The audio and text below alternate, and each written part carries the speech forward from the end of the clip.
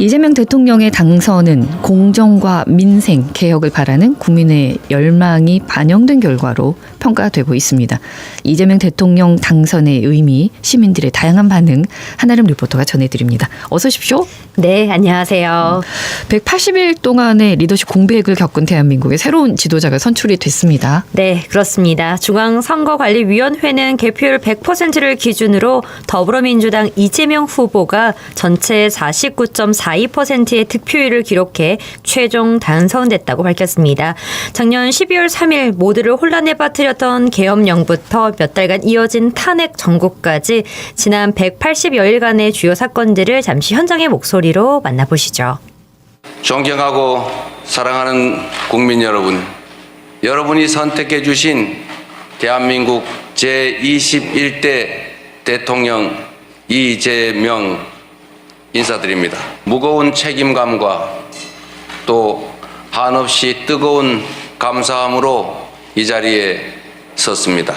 5,200만 국민이 보내주신 5,200만 가지 열망과 소망을 품고 오늘부터 저는 대한민국 제21대 대통령으로서 진정한 민주공화국, 진정한 대한민국을 향한 첫발을 내딛습니다. 파렴치한 종북 반국가 세력들을 일거에 척결하고 자유헌정 질서를 지키기 위해 비상계엄을 선포합니다.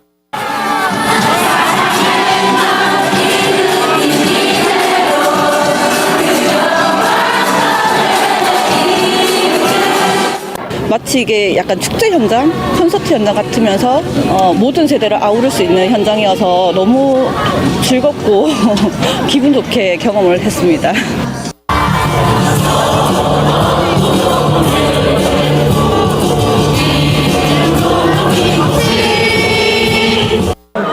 주문, 시청구인 대통령 윤석열을 파면한다. 당연한 걸 기분이 좋아한다는 얘기조차도 좀 무색하게 좀 말로 다 표현할 수가 없을 만큼 좋아요. 대한민국 만세입니다. 국민이 이겼습니다. 대한민국 만세입니다. 저는 제주에서 올라왔는데 저희도 계속 당연한 민주주의를 위해서 제주에서도 열심히 외치다가 광주에 와서 이 광주 이곳에서 민주주의를 지켜낸 광주 이곳에서 파면 소식을 듣게 돼서 그냥 감격이 되어서 제일 많이 상처를 받았을 것 같고 그보다 더 치열하게 더 외쳤을 것 같고 그 결과가 이렇게 났다고 생각이 됩니다. 네. 12월 3일부터 시작해서 180일 동안의 대한민국의 모습을 한아름 리포터가 정리를 해봤고요. 그리고 네. 첫 번째 들으셨던 것은 이재명 대통령의 취임 선서. 네, 맞습니다. 예, 오늘 였습니다. 오전 11시 국회의사당에서 말한 취임 선서였습니다. 참 12월 3일 아직도 생각만 해도 참 두려웠던 시절이었던 것 같은데요. 역사책에서나 보았던 계엄령을 맞이한 청년들 역시 좀 무섭긴 마찬가지였습니다. 이처럼 지난 6개월 대한민국의 전국은 어느 때보다 긴박하게 흘렀습니다. 12.3 비상계엄 여파는 대통령 탄핵과 헌법재판소의 파면 결정 그리고 6월 3일 조기 대통령 선거까지 이어졌습니다. 예. 21대 대선의 득표율 지역별, 연령별, 성별로 나눠서 이야기를 좀 드려보면요.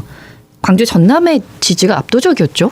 네, 그렇습니다. 전남이 전국 1위로 85.87% 그리고 광주가 전국 2위로 84.77%라는 아주 높은 득표율로 당선의 토대를 쌓았습니다. 예. 이번 대선은 윤석열 정부와 국민의힘에 대한 내란 심판 성격으로 치러지면서 전통적인 민주당 지지층이 결집했고 광주 전남의 압도적인 지지로 이어졌다는 분석이 있습니다. 예. 전남, 광주, 전북의 압도적인 지지 외에도 눈여겨볼 것이 부산의 득표율이죠. 네, 그렇습니다. 부산 같은 경우에도 이재명 대통령은 이번 대선 개표 결과 부산에서 40.14%의 득표율을 기록했습니다. 네. 역대 민주당 대선 후보 중 최고의 득표율이자 부산에서 사상 처음으로 40%의 고지를 밟은 것입니다. 제16대 대선 당시 노무현 후보 역시 부산에서 29.85%를 득표하는 데 그쳤고요.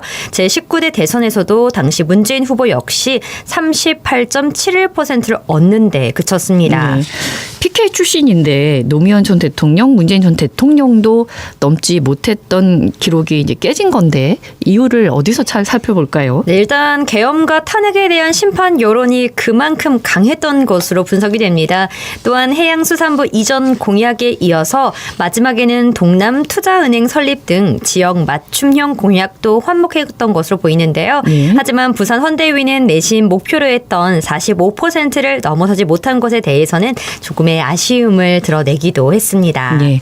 지역별 득표율의 변화뿐만 아니라 이번 21대 대선에서는 연령별 성별 표심이 크게 갈리는 것으로 나타났습니다. 특히 남녀 유권자의 표심이 엇갈렸죠. 네, 그렇습니다. 특히 이 계엄 선포 직후부터 거리에 뛰어쳐 나왔던 탄핵 찬성 시위를 주도했던 20대, 30대 여성은 전폭적으로 이재명 후보에게 표를 던진 것으로 나타났고요. 20대 여성은 이재명 후보에게 58.1%나 표를 몰아줬고요. 김 후보에게는 25.3%만 표를 주었는데요. 이는 2배가 넘는 차이였습니다. 예.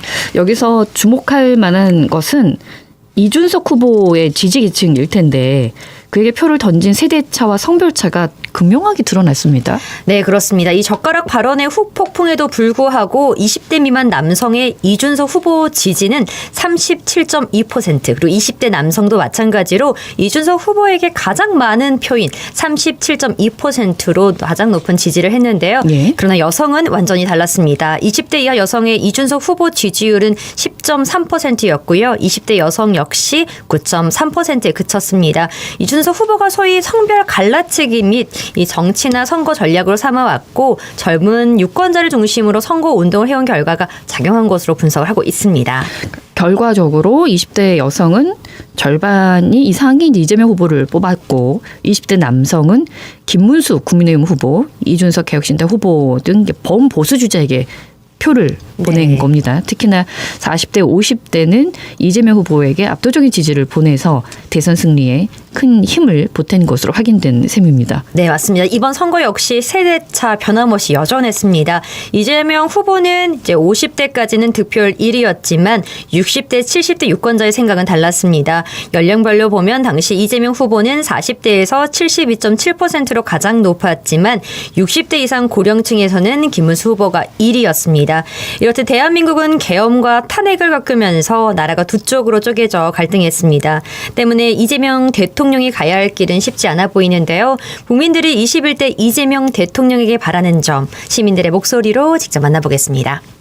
아무래도 저번 정권이 많은 비리가 있었고 그런 거를 아직 다 해결하지 못했기 때문에 이번 정권에서는 그런 것도 다 해결해 주시고 지방 살기 앞으로는 좀 추진을 잘해서 이 지방이 좀 살 수 있도록 그래야 상인들이나 서비스 뭐 이런 것들이 다 거시가 된다 이지. 모든 직업이 서울에 치중되지 않고 지방도 챙길 수 있는 그런 나라가 좀 됐으면 좋겠어요.